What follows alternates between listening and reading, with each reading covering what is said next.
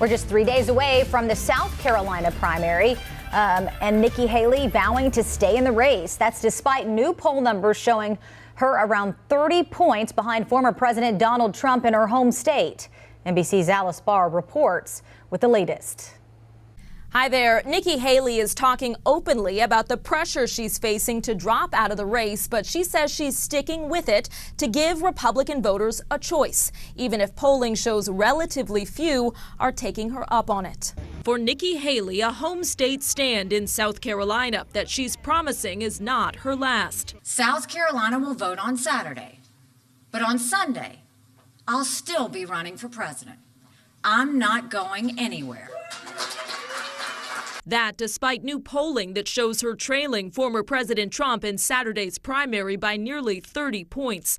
The Trump campaign dismissing Haley as irrelevant with no mathematical path to the Republican nomination. I don't think she knows how to get out, actually.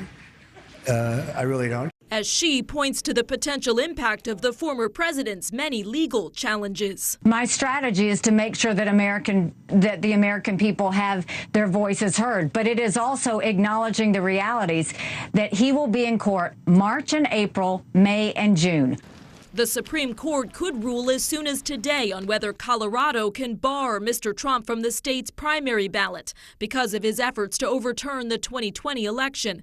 In a Fox News town hall, the former president again compared his court cases to the death of Russian opposition leader Alexei Navalny in a Russian prison. It's a horrible thing, but it's happening in our country, too. Haley calling it a sign of Mr. Trump's, quote, obsession with himself. Both she and President Biden have slammed him for failing to blame Russian President Vladimir Putin.